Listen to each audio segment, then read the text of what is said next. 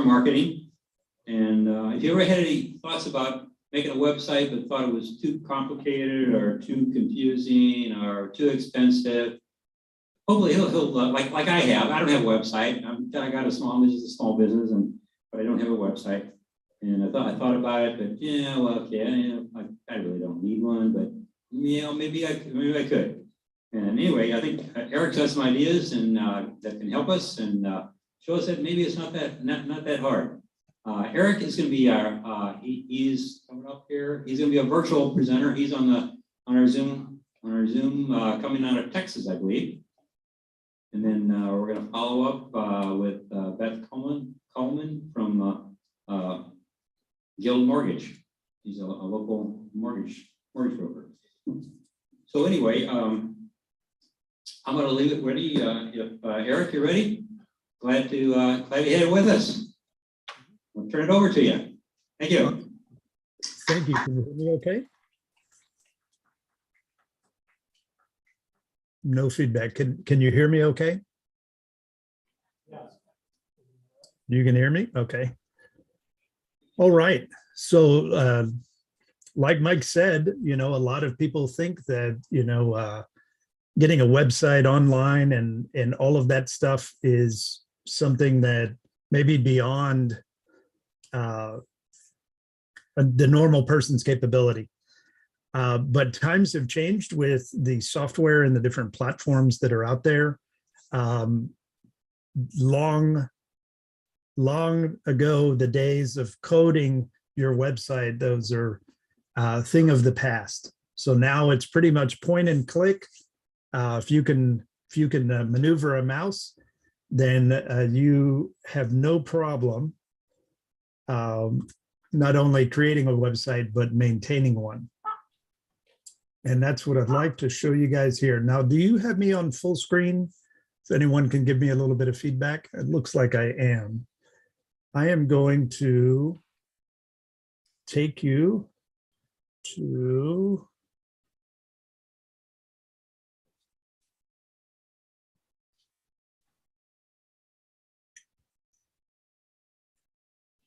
the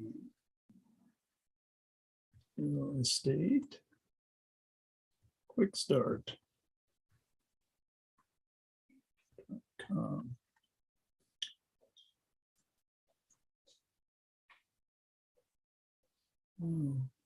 Oops, if you spell it correctly here.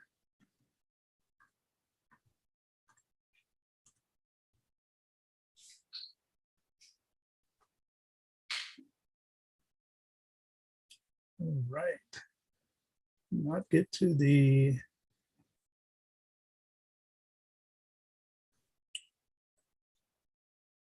if you give me just a moment, I'm going to log in and take us where we need to go.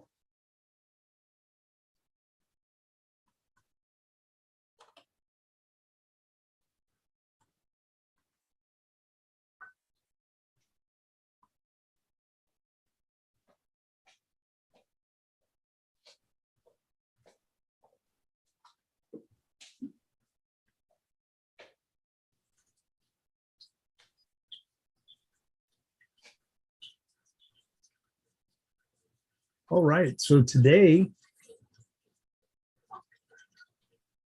you'll need to share your screen. There you go.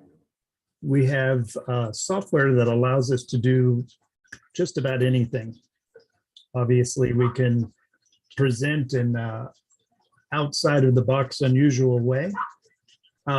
Where I am now is a platform, a suite of website tools that allow you to do every aspect of your business, from social media to content creation to video hosting, the whole 9 yards. But what I want to show you today is just how easy it is to change up a website.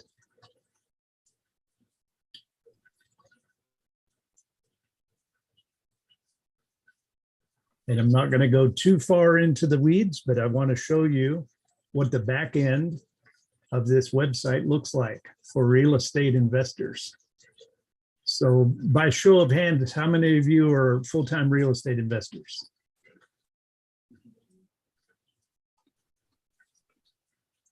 And everyone has their camera off.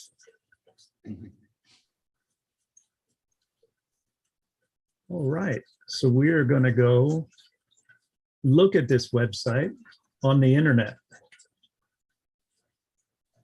So as you can see, this particular site, we can actually install all the pages in less than a minute. And then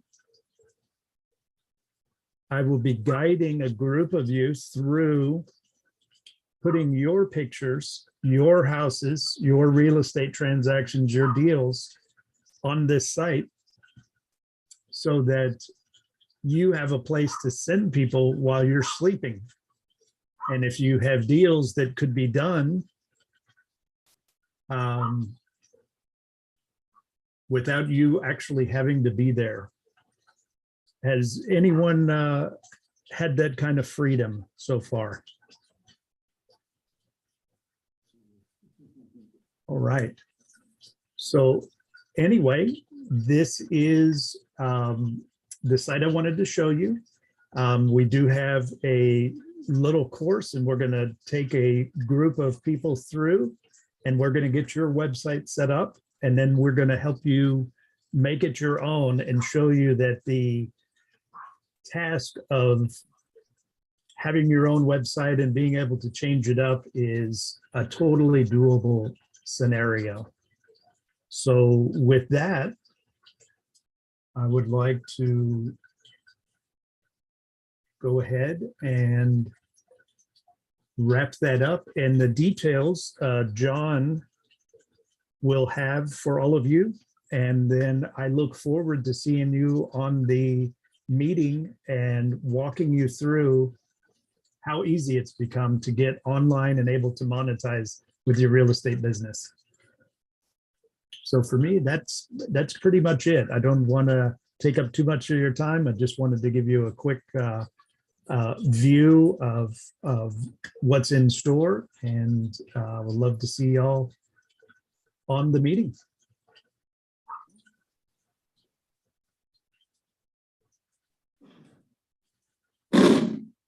Hey, John, did you want to talk about that now?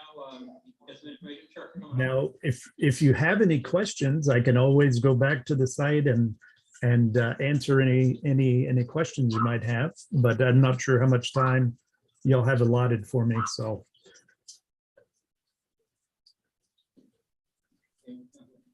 Thank you, Eric. I just wanted to just kind of mention, Eric, I met Eric a couple years ago, I guess, in another group, and actually we're in a few groups together, and he's quite the tech guy. I mean, he's really, really good at making things really simple, which if you know anything about me, I need things really simple for him to be, so I understand it. And one of the groups we're in has this platform that he was just showing you here, that it doesn't cost anything, and you can run your whole business out of it. Now, of course, it's like all the platforms, if you really get into it, you want to spend more money, you can. But if you're like me, I like to get into the free stuff or very low cost stuff to begin with, and then as I use it, then I'll scale up and spend more money. Well, I asked Eric a couple weeks ago in one of our in one of the meetings we were having, if he would be willing to show real estate investors like myself a simple way to do this, because I'm in one of Eric's advanced classes, which, you know, I don't even understand all the stuff that it does, but he agreed to do this, and for a very low cost. It's like $397 one time.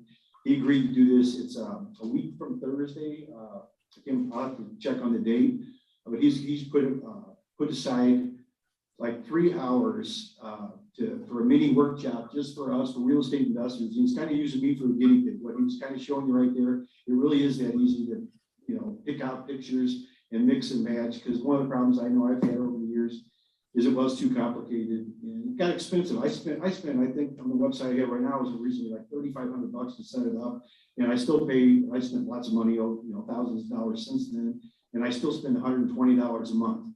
Well, this right here, what he's showing you, what he's willing to do for less than $400, you know, you can have everything you need right there, and it's a little bit of do it yourself.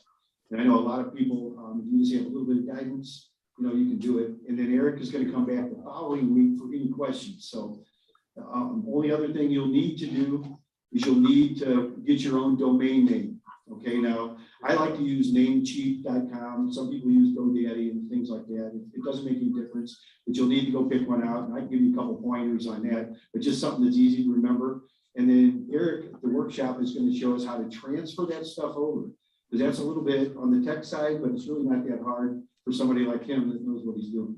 So anyway, if you want more information, I'll have some information for you. We'll send it out to where if you want to enroll, you can. And it's a week from Thursday night. It's going to be recorded too. So you will have access to the recording for forever.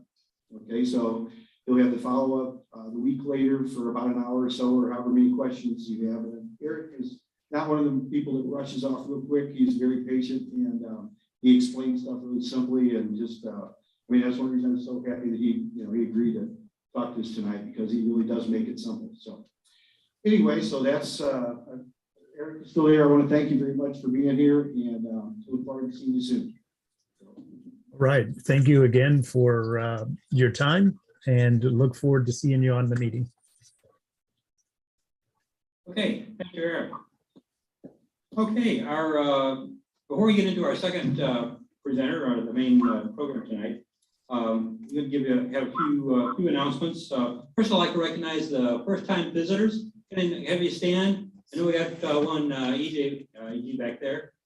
Okay, he's our only first-time guy tonight. Okay, so great. We were all first-timers at one time, so glad to have him with us. I was just talking with him. I told him what a great choice he's made for getting started in real estate investing, and it's a good place to be.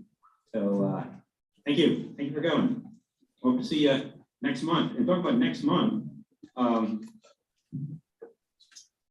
we've got, if you've been around for a while, back in 2019, you might remember that spring fling that we've had for a number of years.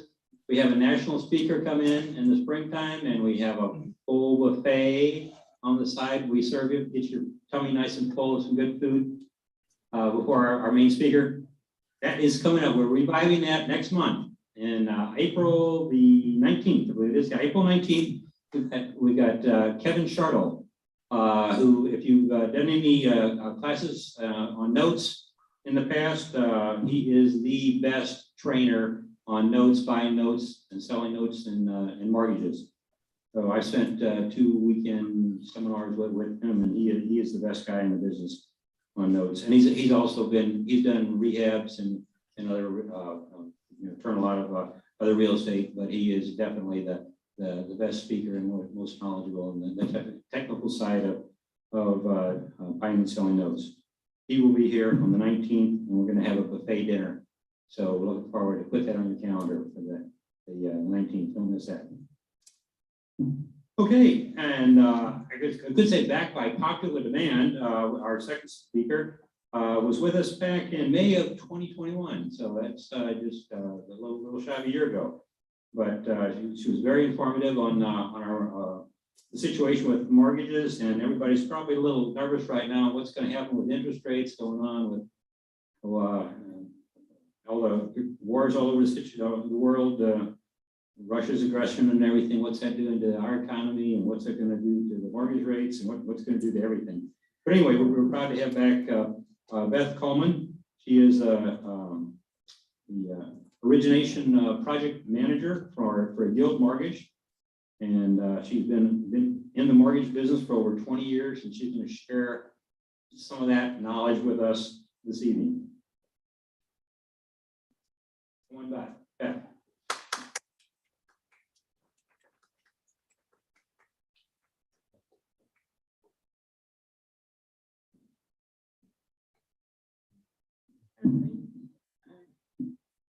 So thank you for having me back again. I just kind of put together a little slideshow just about kind of what's going on in the world. A lot of this is going to kind of roll over into some things that you guys do. And there's just kind of a little presentation to kind of get you thinking about it, because there's going to be some very significant changes. Most of the things that I have, we have a gentleman in California. His name's David Batney, and he is our executive vice president of emerging markets. And he worked for Fannie, Freddie, and the Federal Reserve. So he's very knowledgeable. Every day he says, "Oh, it's 2-page summary of what's going on in the world and what he thinks is gonna happen.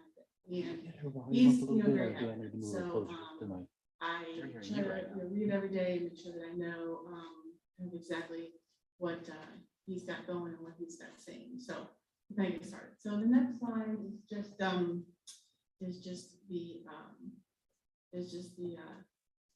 disclaimer that I have to write on there. So everybody can just know this is just his opinion.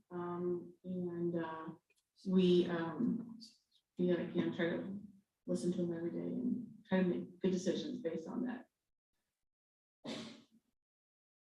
So the next slide is called the market overview. I can do one thing at a time. I'm sorry, Chris is changing slides. I'm trying to change it on the Zoom too. I apologize. I got to do both. I have to do both things at once here, so bear with me. I'll get them both up for you.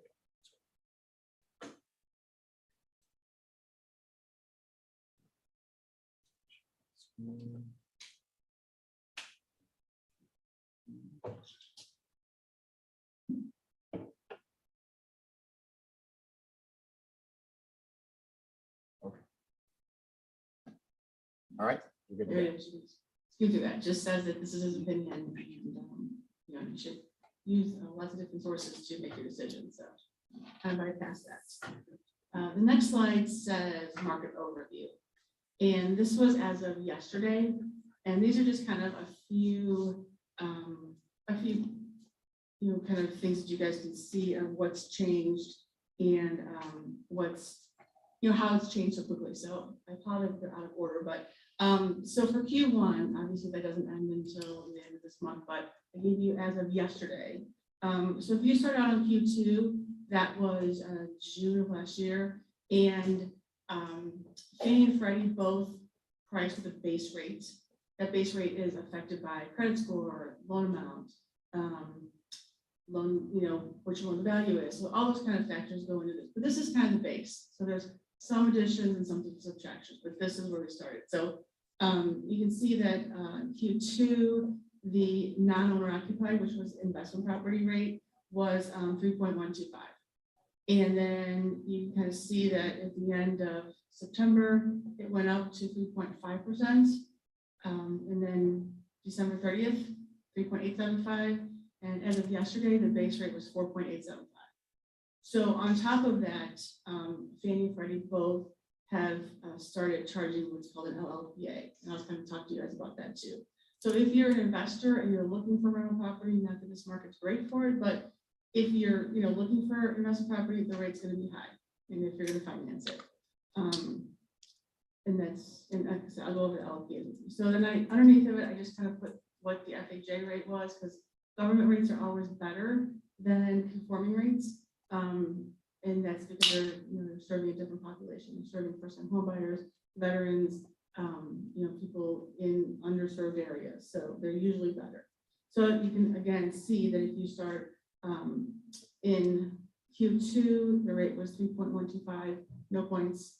This is on a purchase. And then it went up to 3.5 at the end of Q3, 4 points at the end of Q4, and yesterday the rate was 5 1/8 with 1/4 point. So it has gone up a lot, and there's really no getting around that. There are some programs that you can kind of work on the rate a little bit, but with government loans, it's probably pretty much what it is. So that's kind of there. And this all ties into the 10-year Treasury bonds. They had a little bit of a rebound today, but if you look at, again, Q2, it was 1.44. Everybody was happy, rates were low, and then it went up 1.59, and then 1.515 at the end of Q4, and then yesterday it was 2.140. So the 10-year notes are, rising, and that's kind of the benchmark for what rates are based on. So they, as they get higher, the yield gets higher. It's how often they pay out dividends, interest, that kind of stuff. There's a lot that goes into it, but if you kind of watch that, that's the benchmark of what we price on. So then the next slide is is the one about the Federal Reserve meeting. So the Federal Reserve met today. They had, I think it was at 2 o'clock our time. They have a meeting again tomorrow. They are expecting them to raise rates 1/4 point. There is some concern that they're going to raise them 1/2 point. And so in that case, everything's going to kind of change a little bit. It doesn't just affect mortgage rates, it affects pretty much everything. So in the next slide, I'll kind of show you that. So here's the, this is the for the past 5 days. And as you can see, it started out and it just keeps going higher. And so those type of spikes are kind of tough for the market to absorb. Now, tomorrow, if the Fed changes their mind and says something on the, that we're not expecting, it could just drop. But this is the trend. It's, the inflation rate is way higher than I thought it would be. It hasn't been controlled the way they thought it would be. Jerome Powell said that he wished that they had addressed it last year at the end of Q3. And since they didn't, now we're dealing with, the inflation rate being higher. And then if you go to the next slide, this is a market overview, and a lot of people don't realize that the rates are so closely tied to what's going on in the world. So, the whole thing is kind of broken into parts. If we go to war, if Russia has a war, it's going to really put some pressure to raise the rates, and then but at the same time, there's another force that's coming in there that is going to be the Federal Reserve, and whether or not they're going to continue to buy mortgage-backed securities, and if they're going to buy more to kind of keep our economy going, or if they're just going to do what they plan on doing and stopping and trying to get inflation under control. So there's kind of two different forces in play. If there's a long-lasting ceasefire, they feel like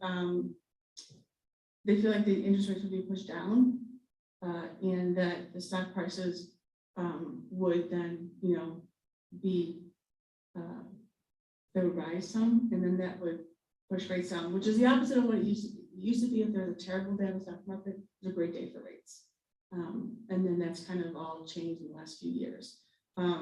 So David Batney, he feels like, there's a lot of different forces pushing together, and it's kind of going to be whichever one has the greatest, push that will do that. They talked about some people feel like, oh, I'm not going to close for 60 days, or I'm not going to close whatever. I'm going to float my rate. It's not a good idea in this market. If you're happy with what they have that day, take it. Because it's floating the rate, like I said, the rates could really go up a lot, just depending on what Russia does. So that's his opinion, and that's what we've seen in the past. War is usually good for the market, but not always. The next slide talked about what if. So this is kind of, the research that we've done. What if the war worsens? It's going to push the interest rates down. It's going to offset some of the Fed increases, but not enough of them to make a difference. It's still going to raise rates. And those are long-term rates, short-term rates. It's just kind of all across the board. And it says, what if there's a ceasefire? Again, the rates are going to go up, because that's going to involve, the world and their stock markets and what they're buying and selling and how quickly they're buying and selling. One of the big things is oil, and they're all really concerned about it. I know the price dropped a little bit. It was like 130, 39 last week. Now it's 100 yesterday. So that's going to kind of stabilize a little bit. But everything that we do is controlled by what's going on in the world. So there's that. So it's, what if the Fed decides to raise the rates 1/2 point instead of 1/4 as expected? The interest rates are going to go up all the way across the board. So it's going to be credit cards, auto loans, personal loans, signature loans, mortgages. They're all going to go up. And for a lot of people in the last few years who have opened credit cards that had, initial interest rate offers of, a low amount, those are gonna automatically go up. And it's, if you had, whatever you had, 6 months for 5%, and then you want, if you get to the top of that tier, all that stuff goes away. There's no more deals anymore. And if you look in the fine print, it all says that if the interest rates climb above blah, it's gonna just all go. So, don't think that you're safe there if you've got some credit cards. And so then the last one is, what if Vladimir Putin accepts Elon Musk's single combat challenge? That might change the world. If he's not in power anymore, that might change the world. But I don't see that happening anytime soon. So I kind of get back to how this affects real estate. This is the St. Louis Board of Realtors most recent housing report. As you can see, pending sales are down, closed sales are down, month supply of inventory is down. Really, everything's down except for prices. Prices are still rising a little bit. I will say that I have probably in the last couple of months, well, probably the last 4 weeks, I've seen a couple of appraisals that have started to come in short. So if somebody's bid 40,000 over, I see them come in maybe like 30. So those numbers are kind of starting to roll in, and we're starting to see those. So it's still multiple bids on every single property that we've done a loan for. I don't think of any of them that only have one bid. And so that's still happening for us. And then the national numbers on the next slide, they're very similar. You can see that new listings decreased by 1.3%,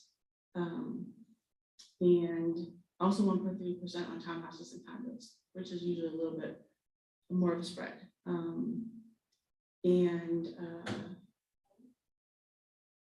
Sorry, I'll email you guys this. I didn't know how big this presentation was going to be, so. Anyway, so that's kind of the numbers, is that the inventory is again at an all-time low. And they have 6.4 people for every single listing that's out there right now. They're looking. So it's still a really, really competitive seller's market. And so again, how does this affect you guys? Well, Fannie and Freddie came out and said that they were going to increase LLPAs on second homes.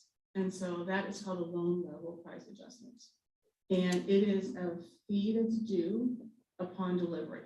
And it is a Fannie and Freddie fee. It was approved by the FHFA, which, is their overseer.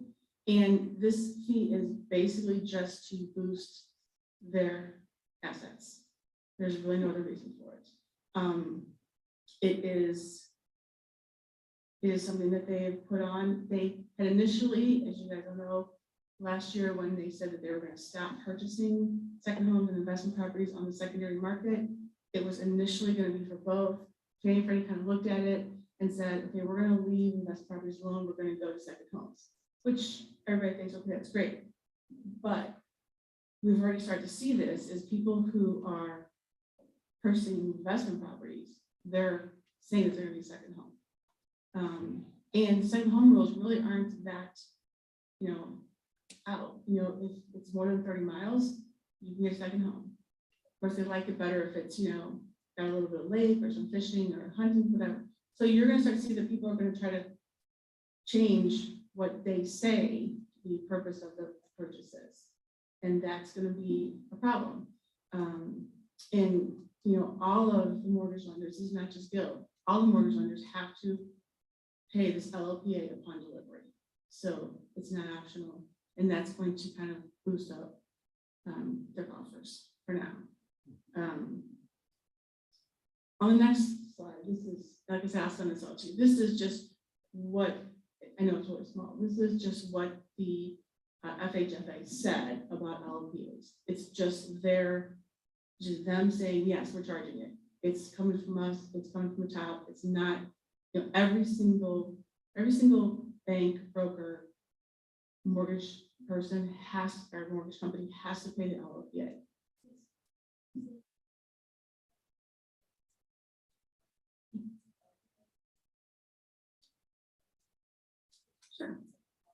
So, okay.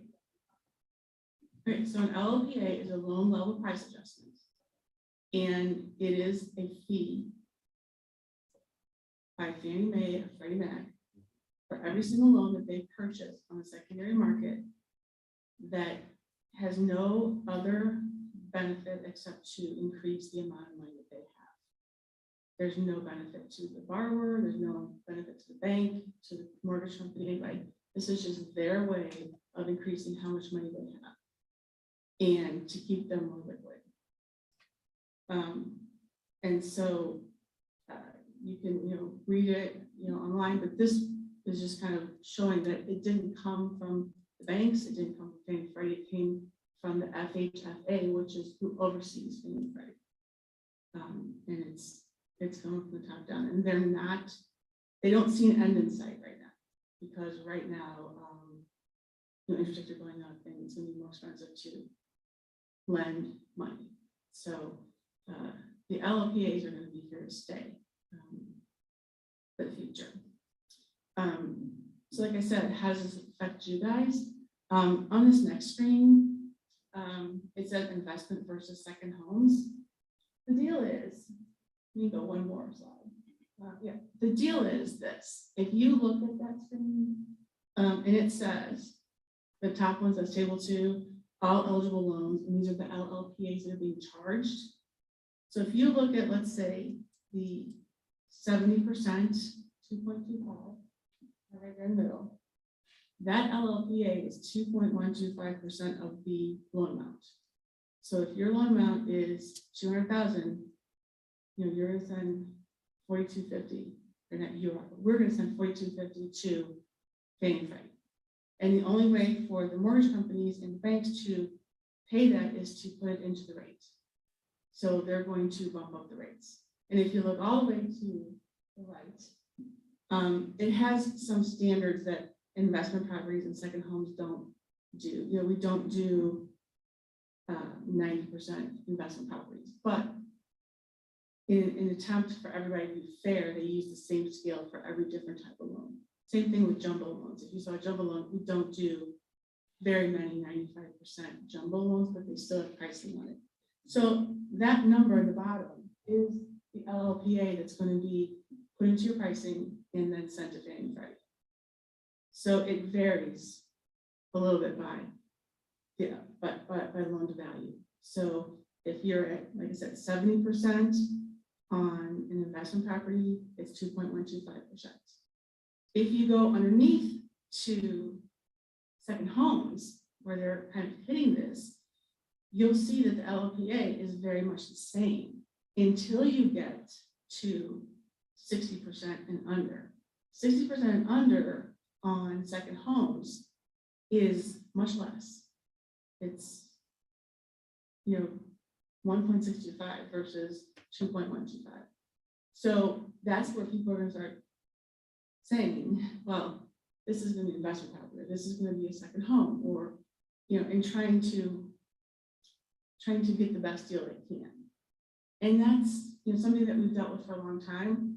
But Fannie and Freddie put up guidelines there. If you have an investor who is buying property, the second home, or vice versa, they want to see the details of their current tax returns and see what they're doing. So they're going to be much more proactive in if you're going to be getting a mortgage. So on the next screen, it just kind of shows that the way this affects an investor is, they're going to be watching Fannie and Freddie, and they'll audit. And the thing about Fannie and Freddie auditing is that if they find an inconsistency that they feel like the borrower deliberately put out there, they can call your loan due, and you have 45 days to pay that mortgage off somehow.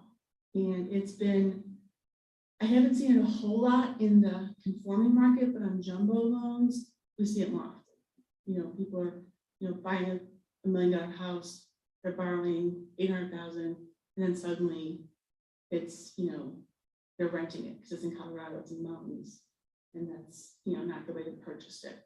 So the things that they're going to be looking for, on the borrower's side are, is there any rental income on their tax returns? Are they claiming rental income? Is a property being shown to be available 365 days a year? Is there a Schedule C showing a management company? Is there somebody managing the property? And the property, if you're buying it as a second home, it has to be occupied by you for a certain portion of the year. There's different amounts. Freddie doesn't really have a specific amount. They just say you have to occupy it sometime. Fannie likes to see 30 to 45 days. So if you're buying a vacation home, hopefully you're getting down there and being able to use it as a second home. So there's that kind of changes a little bit. They want to make sure that it is suitable for year-round occupancy.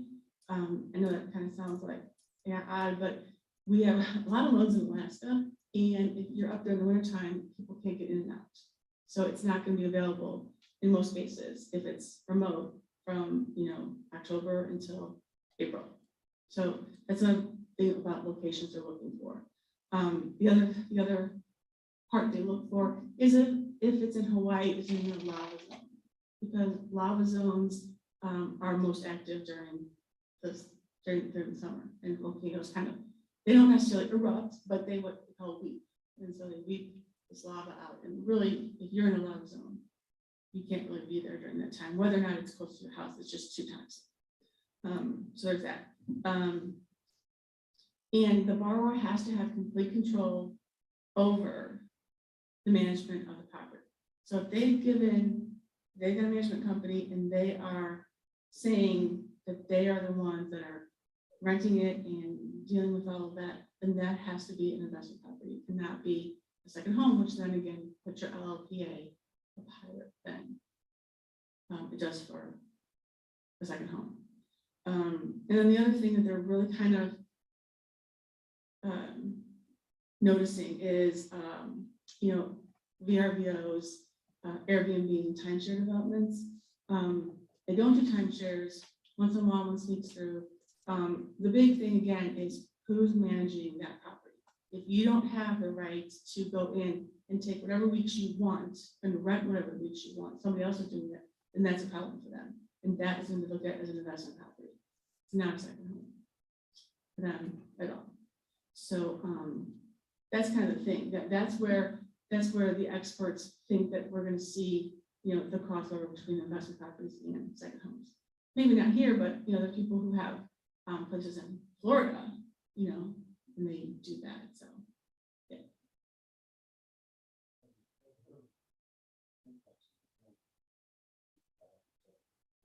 Correct. Yeah.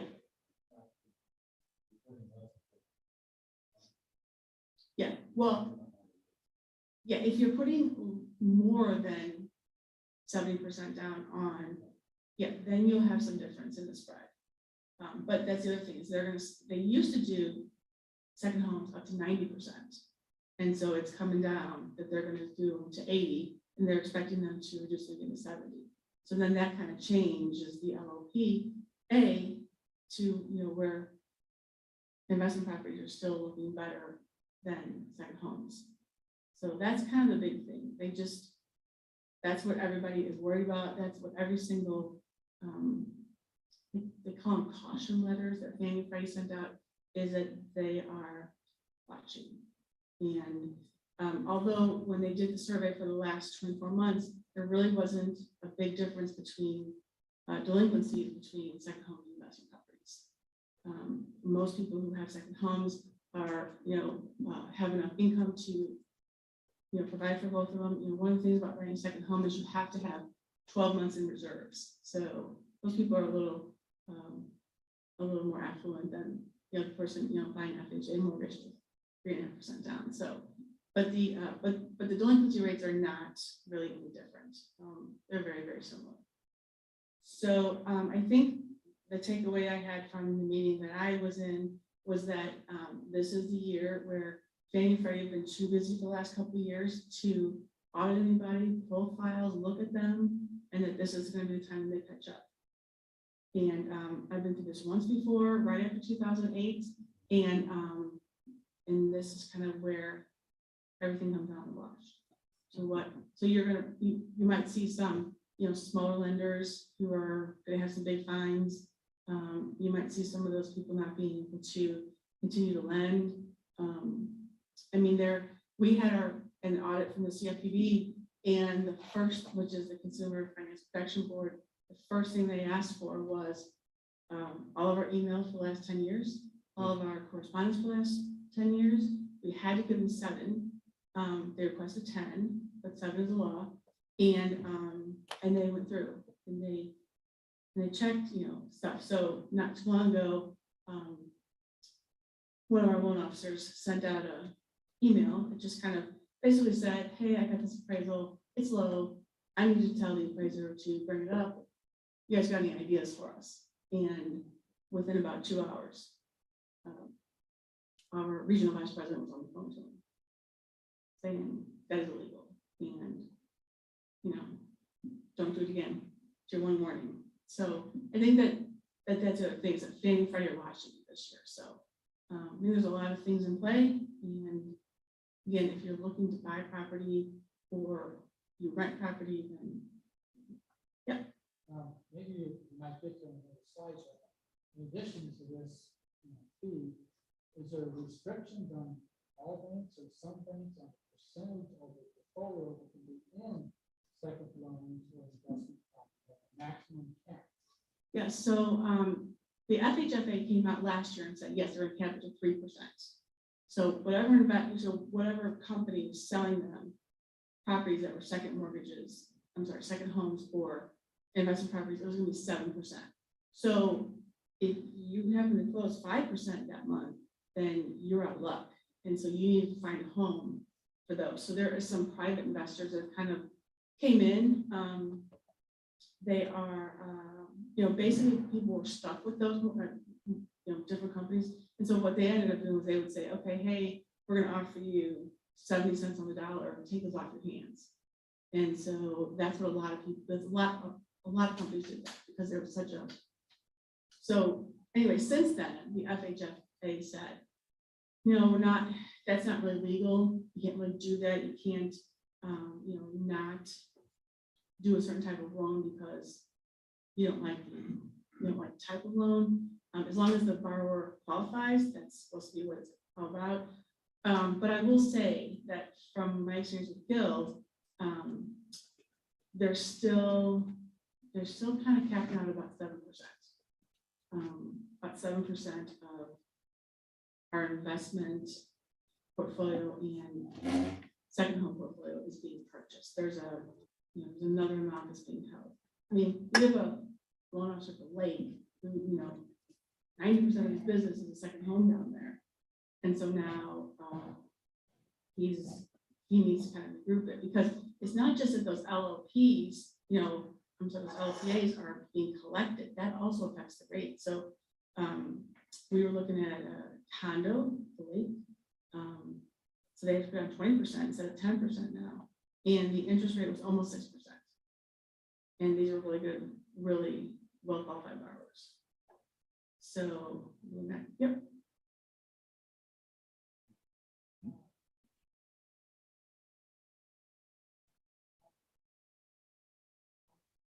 Mm-hmm. Mm-hmm. Mm-hmm.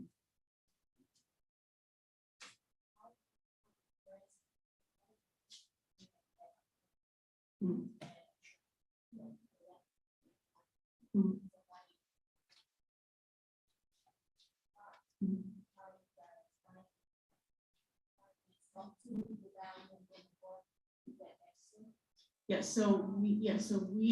We lend on the appraised value of the sales price, whichever is less. So if we're lending on 450 and they've got an escalation clause or whatever up to 460, they do have to come in with that 10%. I mean $10,000. Yeah, correct. Yes, and our market, we had so a guy I worked with, one of his wife is an agent, and she had your, I hate to say basic Chesterfield house, 4 bedrooms, 3 baths, you know, it's a 2-story, it was nice, don't get me wrong. It listed for $525. They had 40 bids, they had 40 offers. The highest offer was $575 with an escalation clause up to $605. And so they picked the best offer for the people. So they really wanted a cash offer because they were getting out of Dodge. They were going to California. And but it's the same thing. They had an appraisal writer, which I've seen. I don't think I've seen an appraisal writer for a long time. And so when the appraisal came in short, you know, they were not an all cash buyer. They were actually going to borrow some money from us, and then they kind of thought about it and decided to do an investment account, but they still had to come in with that difference plus their down payment. So they ended up in closing costs and all that, right? So yeah, you have to bridge that gap with cash. Yeah.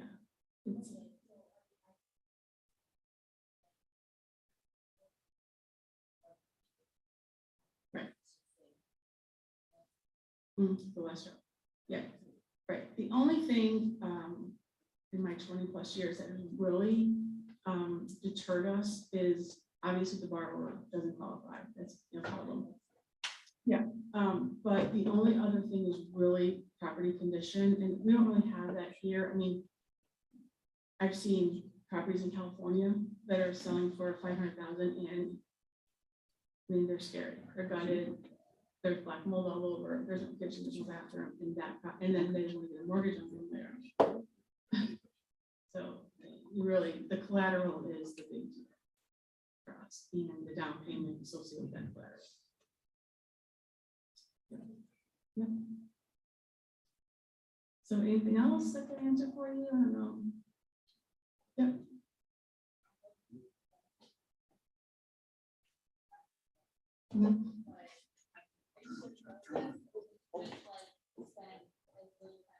No, we got to turn it on, Jen. Yes. No. Put the switch up. Screen. Sit back. Keep going. They can't hear you on Zoom though. I don't think it's, oh, okay. Can you just spend as little time as necessary to just explain in very simple terms, like the whole Fannie Freddie thing? Sure. Like what that is? Okay. So Fannie and Freddie are the two entities in the United States that buy and sell and finance mortgages. So if you get a mortgage from Guild, we will service the loan. But what happens is we close, we use our money to close it, and then we sell, we call it the paper. We sell the paper to Fannie or Freddie. And then they kind of reimburse us for the money that we put out for that loan. We still service it. There's a ton of money in servicing. So when you make your mortgage payment, you're still going to make it to Guild, but we are not the investor anymore. So the difference between Fannie and Freddie on the kind of overall, Fannie's guidelines really likes W-2 borrowers.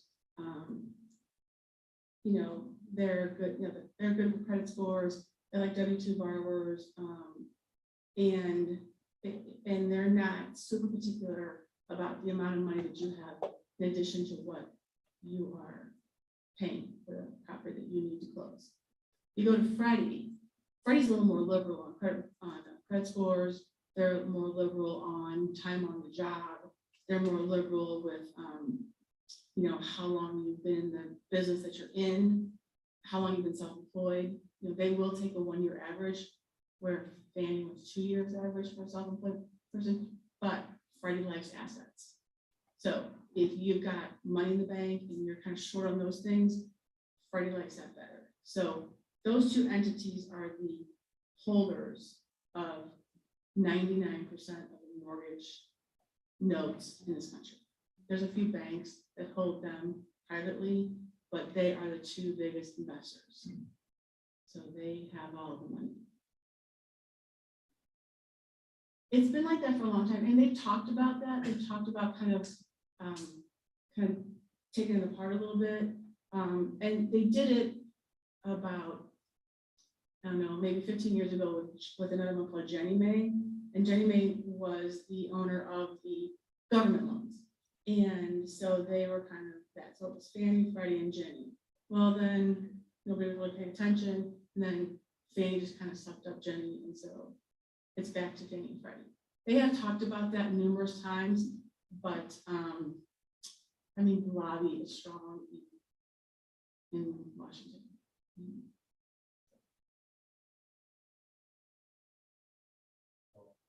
Can you, yeah. I've heard the term table funding a loan from some mortgage brokers or bankers.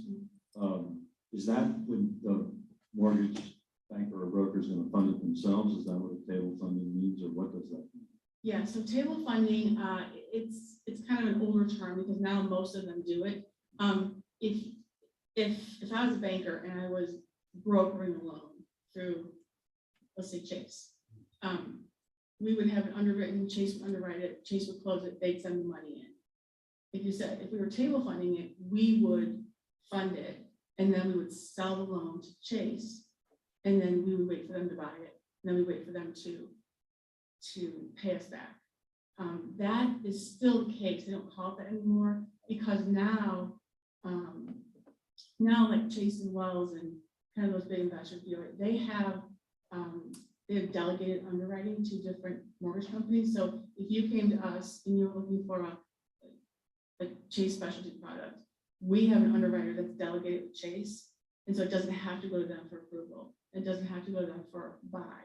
Once we approve it, unless they can find material defect, then they provide that loan because they have authorized those underwriters to do that. So that's the part that's kind of changed a little bit, is whether or not they have to buy it. Now it's more cut and dry than it used to be. Way back in the day, when I worked for GE. When I worked for GE Mortgage, I don't know if you guys remember back in those days, but they were off of Chesterfield Parkway, and the feds came in one day and just told us to pick up our stuff and go because they had so many loans that were pending that they were in a negative equity position for the whole company because they had so many loans that weren't being bought. So that's changed a lot.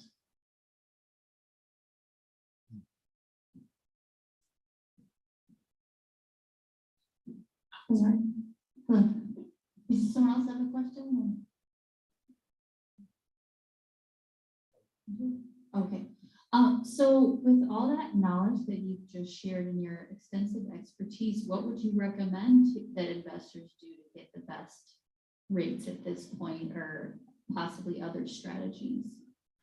So right now, I have a friend that works at Midwest Bank Center. I know a lot of people use them.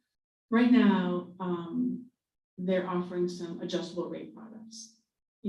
ARM products are not bad. I mean, everybody thinks that they are, but they're not necessarily bad.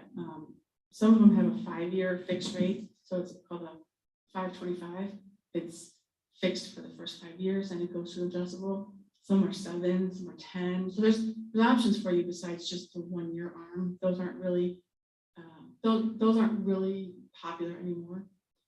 So a lot of banks are offering some ARM products, adjustable rate mortgages, and those rates are better. Now, if the short-term rates go up, then you're going to see that those rates are going to go up too. But if you were just buying and you wanted to get into it, you could do it that way, and then you can refinance out, within the first 5 years. That's, what a lot of people have done in the past. I haven't seen it yet because there's really not a lot of investment property moving because there's so many people that are, like I said, displaced and looking for a house. So I haven't seen a lot of investment properties lately. But it doesn't mean I won't. But, yeah, like an investor buying a house. Yeah, right now there's not a lot on the market, but it's really odd. And I have been helping out at a branch in Troy. I'm not really very familiar with Troy.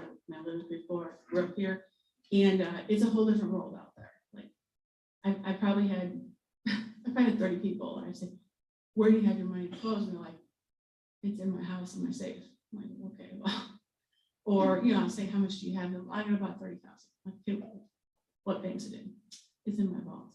Okay, great. So it's a whole different world out there. So my point about that is that going out farther, they're building way more expensive houses. There's subdivisions that are in the $380,000 to $800,000 range. So a lot of the smaller, older houses are starting to go on the rental market out there. So those, there's a couple of people out there that are buying investment property out there. A lot of it has to do with how much land it has, but I've seen it out in Troy, in Silex, but not necessarily here. But like I said, it's blooming out there for new construction.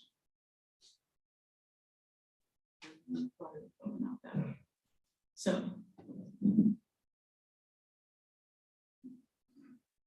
Sorry, I missed the beginning, so maybe you answered this. Does your organization do like commercial lines of credit? Is that something that you could help us with? Yeah, we do not. Normally, we if everybody calls me, I direct them to Midwest Bank Center or Carrollton Bank. They both have nice products. We don't do commercial loans at all. Yeah, sure. So you know, I got some business cards. I'll leave them. If you have questions, feel free to call me. I'll be happy to go over it with you. I know it's a lot to listen to, and I will make sure that you guys all get a copy of this PowerPoint.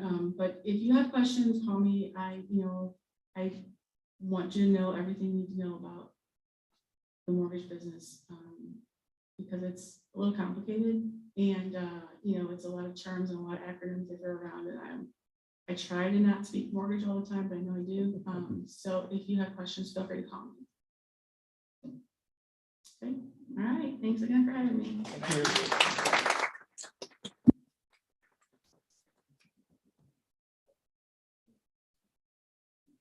Thank you very much, Beth.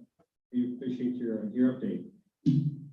And I'm going to do this part of the program we normally do a little haves and wants, but I did want to sure mention, I hadn't mentioned before, we got Steve Parker over here from JM Real Estate Capital.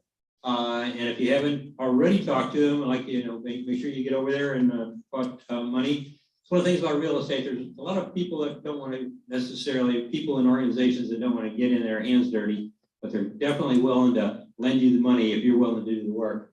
And so I'm gonna let Steve tell a little bit about some of the products that he's got available. Yeah, I'm Steve Parker. I'm with JM Real Estate Capital. I'll make this short. I appreciate your time this evening. We have a lot of money to lend for your rehabs, short, long-term rentals, new construction, refinance transactions in all 50 states. We offer high LTV, low rates. We're very competitive. We can move quickly most of the time. Our number is fairly easy to remember, 1-844-WE-CLOSE, WECLOSE. And my personal cell is 516-398-1196. You can write it down or visit me over here to your left. It made it easy. I have business cards and a brochure. I just wanted to touch, if I have a minute, on one thing that our featured speaker talked about, and I'll mention it in a much less sophisticated and eloquent way. I started on Wall Street in 1981, and interest rates were 18% at that time, mortgage rates. Prime rate, I think, was 15 or 16%. And I remember a couple of years after I started, the firm I was with was involved in syndicating municipal bonds on Wall Street, and we couldn't sell bonds for 12%. These are AA rated municipal bonds, tax-free. People wouldn't buy them at 12%. So what would you do for a 12% bond now? You're making zero return to the bank, right? So it's cycles work, and they generally work over a long period of time. I mean, if you think about it, I started on as a kid at college on Wall Street. I'm an old man now. So generationally, it took that long for interest rates to go from the peak they were at to the bottom. And they didn't even go to zero, they went to negative. The German bonds were paying a negative return until recently. So my message is when that pendulum turns, when the worm turns, the pendulum starts to swing the other way, it always goes further than you think it's gonna go. Nobody would have predicted 18% would have gone to negative interest rates in a 35-year period of time. And nobody believes it can happen again. But I can tell you, I'm seeing things in the commodity market now, and I have a history on Wall Street. I'm still part of an investment advisory that I haven't seen since the late 70s and the early 80s. You don't see what's going on now in any kind of a normal time. So if you can get nickel prices do what they're doing, oil prices do what they're doing, food prices, you're seeing shortages around the world now. You're not in normal times. And the relevance here is that I am advising everybody to go out as far as they can now to get a fixed rate mortgage at the lowest possible rate that they can. Because I happen to believe, nobody knows for sure, that that pendulum is going to swing. I'm not predicting 18% mortgage rates again, but I think they're going to go up a lot higher than people anticipate that they're going to go. So that's what it says. I have brochures and cards over here. Call us. We can help you close your deal. We help people build their portfolio of properties over time. Love to hear from you. Thanks. Yeah, you young folks might not realize that they're thinking about that 18%. When my wife and I first bought our first house together, it was at 18.75, I think, 18.5, 18.75. I remember within a year or two, we refinanced when it got down to 15. So, and we thought, oh, wow, it's great. 15% was a great mortgage rate. And later on that, Beth was talking about adjustables are good. I got an adjustable, it was 25 years ago on they were offering on income properties. And I said, yeah, because I got it because it was the cheapest amount of points, you know, like it was like zero points or something like that. It was adjustable. It has done nothing but come down over the last 25 years, and it's kind of leveled out here in the last couple of years. So it does happen. It goes in cycles. Okay. For our haves and wants, if you're not familiar with it, generally we have an opportunity. This goes for the folks online too. If you got anything, property that you want to sell, or you're looking to buy a property in a particular area, I mean, we got a wholesaler that has some properties in those areas, or if we got wholesalers either here or on the Zoom call, it's an opportunity to present it to the market. And who wants to start it out? Okay, go ahead. Okay, John's got the other mic back there. I'm a new guy. My name is Ruben, and I'm we're finishing up a project we're doing in about 2 weeks, maybe 3, looking to buy something in Hazelwood and Florissant, anything over 1,100 square feet, 3-bedroom, 1 bath to flip. Looking to buy. If you're a wholesaler, come see me. Okay. Why don't you give me your phone number, because some people on Zoom can actually contact you, or what's the call? How do you like to be contacted? Email? Yes, so you can call or email me as Ruben, REUBNNBQ1 at yahoo.com. My cell number is area code 203-545-1537. Any wholesalers that have anything in those areas, we have cash.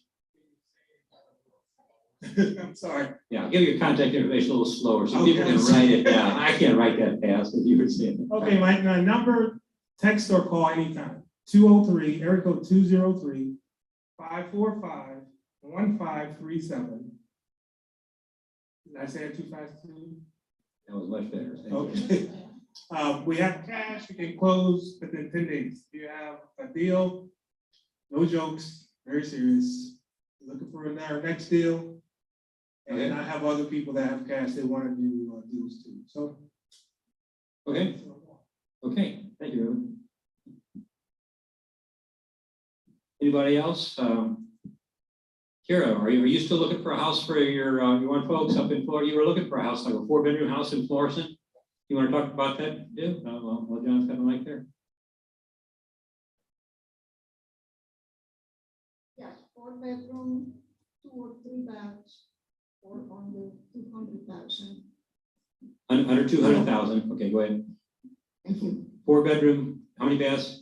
2 to 3 baths. 2 or 3 baths? Yeah, 4 to 5 bedrooms, 2 to 3 baths. 4 to 5 bedroom students could be asked, in Florissant area for under 200. Florissant, North County, or Or Central. North County, okay. Thank you. Oh, yeah, give your contact information. I'm looking to buy. No, it's not for me.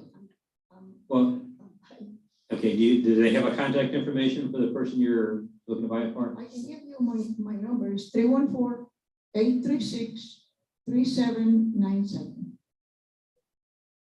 I'm sorry, my name, Kira May. Thank you. Okay, thank you, Karen.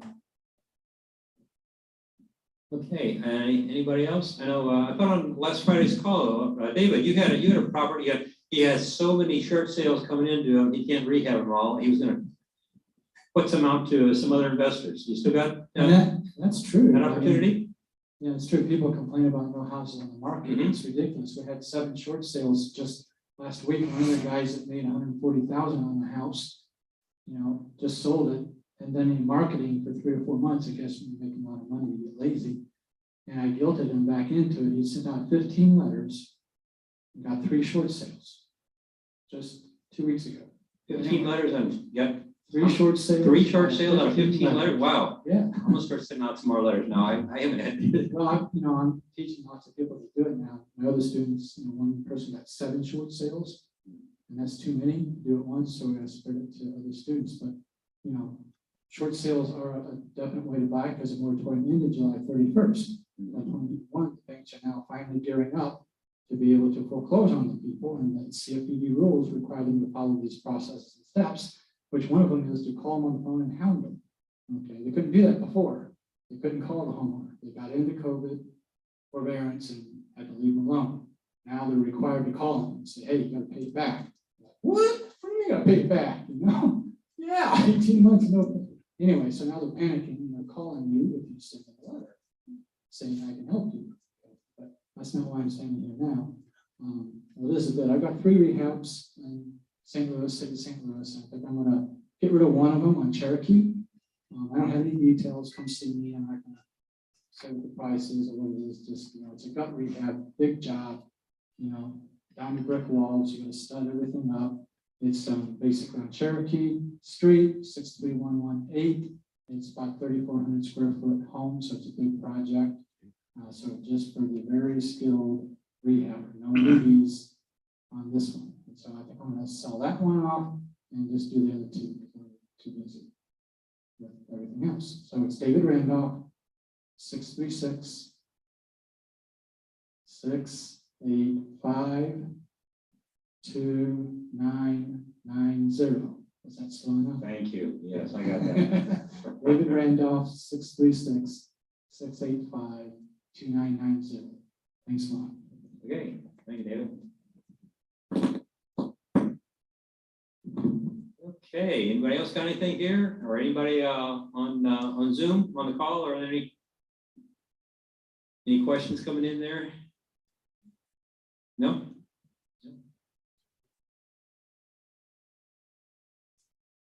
Okay. Well, I guess we can wrap it up here for this evening if nobody has anything else. And we got room for another hour or so. Yeah. So we have some, oh, I'm sorry. Oh, yeah.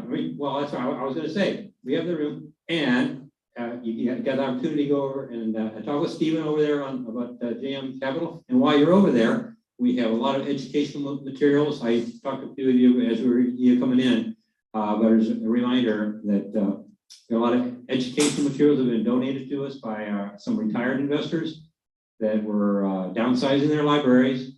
And we have some materials over there where it costs investors thousands of dollars to take the seminar. And you've got the whole seminar with DVDs and CDs and all the written material, all in binders over there. That we're only pricing them at $10, $5, and there's a table that has free stuff.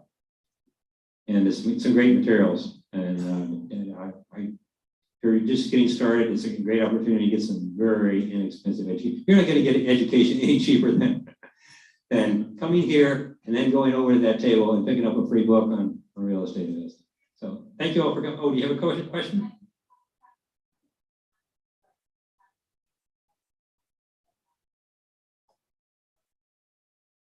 Okay, you have a one. Okay, you want to hear this?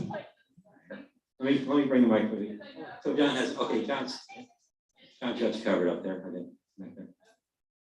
Hello.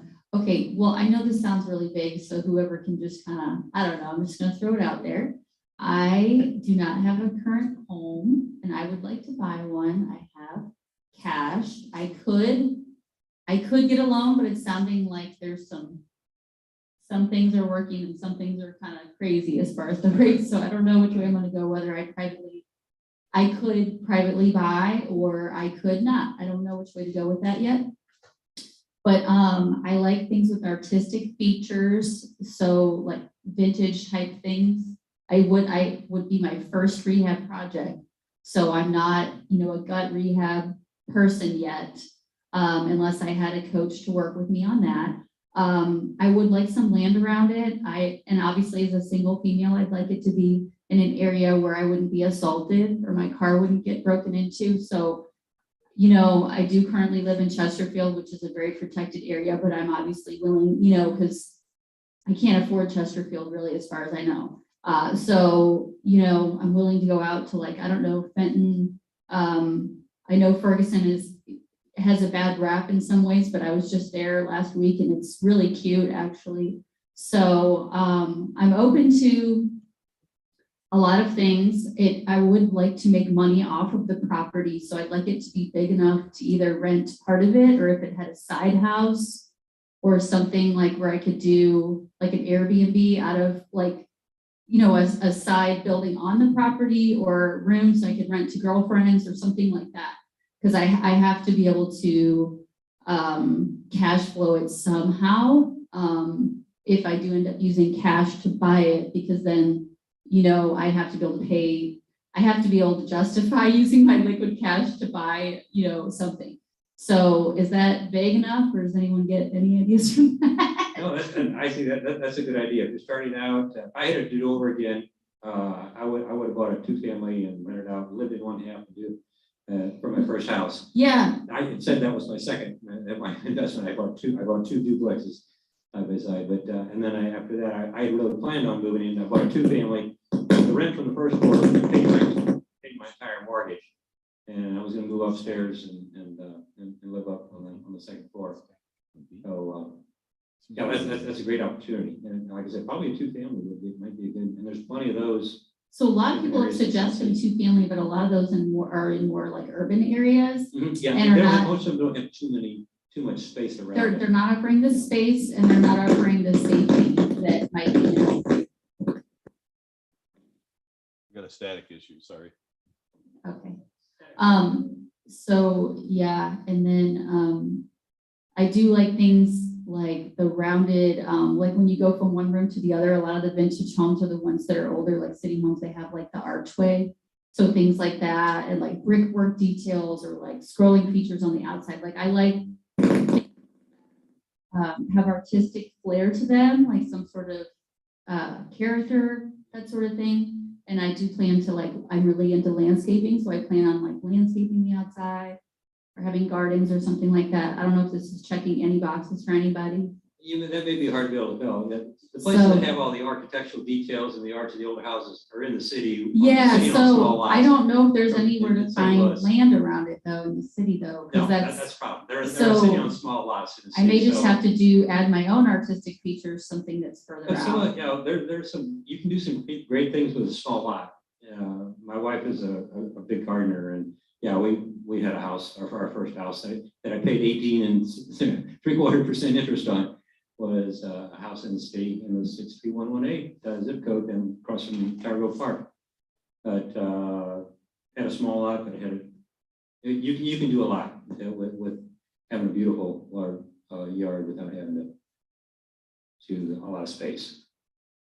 Yeah, I have a lot of interest in LRA properties, despite the fact that my coach has told me to stay as far away from them as possible. So if anyone else has a passion to rebuild our city, all the neglected properties that nobody wants to pour a dime into because they don't think they'll get a return on their investment. I don't know. I'm just going to throw that out there. I'd like to talk to you if you're out there. Okay, what's some good contact information? My email is Mary, MARY .Gallifrey. It's spelled G as in George, ALO, F as in Frank, RE @gmail.com. And my phone number is 314-707-5656. And I'd like to buy this year. If I'm buying cash, I'd like to spend 50,000 or less with a rehab up to 125. But if I'm getting a loan, that's different. You know, like I'd want to probably get a rehab plus the property cost within the loan somehow. I think that's, and I have to be there within 30 minutes of Chesterfield because I'm the main caregiver for my senior father. So I have to be near him. I think that's enough detail. Okay, yeah. Maybe hard to find, but yeah, I mean, you can definitely get your. So if anyone has ideas needs for to me, find help. Help. Okay, John's right behind you there. Okay, anybody else? Anybody else got any last thoughts? Okay, well, thank you all for coming tonight. Again, hope to see you next month. We're gonna have a nice buffet set up over here. Got Kevin Chartle talking about buying and selling notes, mortgages. Some opportunities there. And in the meantime, go take a look at all our educational materials back there. Mike. He's going to be live right here on the stage, speaking in this same microphone. He'll probably have some slides up here, great presentation. He's a great presenter and instructor. If you haven't heard it before, yeah, this is a great opportunity. How do we register for? We'll be getting more information. We're gonna put out. We're gonna have people. If you're gonna be live, we'd like you to register on our website. And so we got a feel for how many people, because I have to give them a firm number 10 days before on what they have for quantity for buffet. So be looking for. We're gonna send out emails within the next 2 weeks for sure. Probably by next week we'll be getting some emails out, and then we'll have it on our website. Sorry, I meant the website. Oh, the Thursday, John. Yeah, you'll have some information. I'll be sending it out probably tomorrow. Yeah, yeah. If you don't get anything by me tomorrow, send me a note or call me or something. Okay, yeah, you should be. John says he'll be sending out an email to everybody tomorrow on the seminar on the next Thursday, week from Thursday. Okay, thank you all for coming. See you next time.